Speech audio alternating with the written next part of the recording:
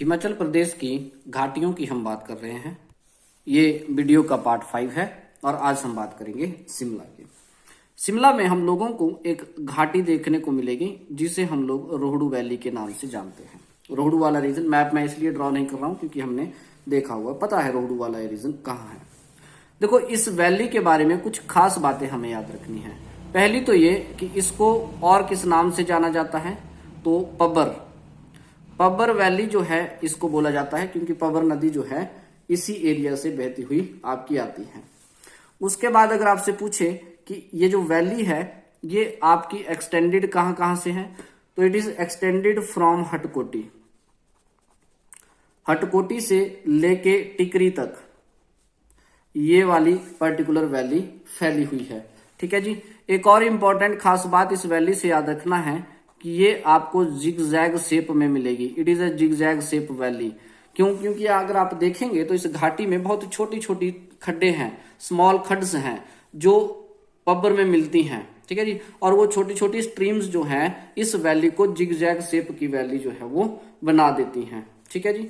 अगर हम पीक्स की बात करें, इस रोहडू वैली की अगर हम बात करें तो यहाँ पे जो एवरेज एलिवेशन है, ठीक है जी, या फिर अगर आप बोलें एवरेज एल्टीट्यूड ऑफ पीक, यानी कि चोटियां कहां से कहां, तो आपने याद रखना है 1500 मीटर से लेके हम लोगों को 5000 मीटर तक की ऊंचाई ऑन एन एवरेज जो है यहाँ पे पीक का एल्टीट्यूड देखने को मिलेगा। ठीक है जी। तो ये थोड़ी सी बातें आपने इसकी याद रखनी है। दूसरा, अगर हम बात करें तो 1938-39 में, ये बहुत इंपॉर्टेंट पॉइंट है इस वैली से, कि 1938-39 एडी के अंदर एक ब्रिटिशर्स हुए जिनका नाम था मिस्टर ग्लोवर। मिस्टर ग्लोवर जो हैं ये British chief conservator of forest हुआ करते थे पंजाब में। इन्होंने इस वैली के अंदर इंट्रोड्यूस किया है, दे इंट्रोड्यूस्ड ट्रॉट फिश।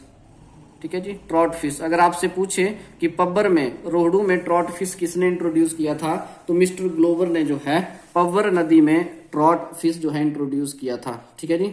घसवाणी एक विलेज है, गांव है, उसके नजदीक जो था इन्होंने इस पर्टिकुलर फिश को इंट्रोड्यूस किया था। शिमला में हमने सिर्फ ये एक ही पर्टिकुलर घाटी जो है वो याद रखनी है। शिमला के बाद हम बात कर लेते हैं सिरमौर में। सिरमौर में भी हम लोगों को एक वैली याद रखनी है जिसे हम लोग क्यारदा दून वैली के नाम से जानते हैं। बहुत ये इंपॉर्टेंट वैली है एग्जाम पॉइंट ऑफ व्यू से। देखिएगा कुछ इंपॉर्टेंट फैक्ट जो इस वैली से जुड़े हुए हैं। पहली बात, ये वैली हम लोगों को मारकंडा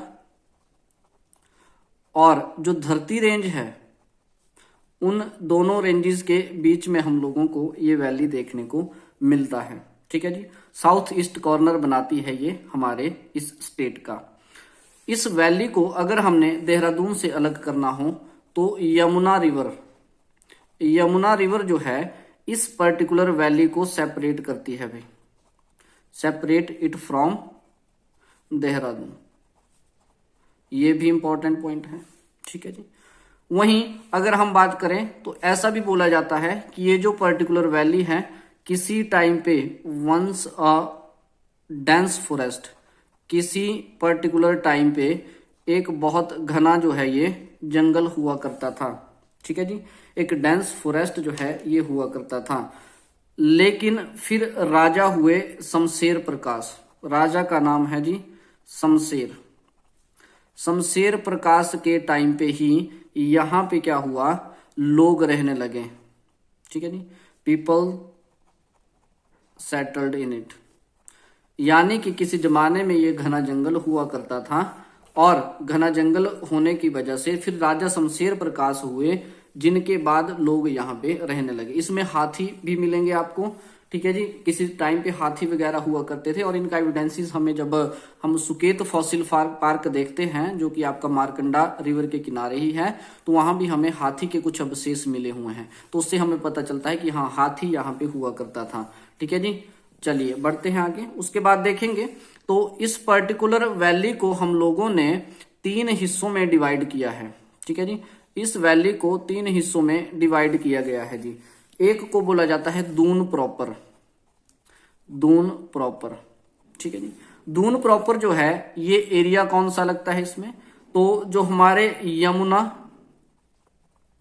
यमुना और उसके जो लोअर पार्ट हैं, लोअर पार्ट ऑफ धरती रेंज।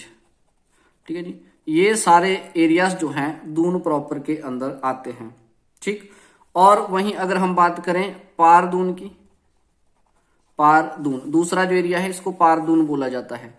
तो जो एरियाज हमारे नियर माजरा विलेज, उसके आसपास के जितने भी एरियाज हैं वो हमारे पारदून में आते हैं।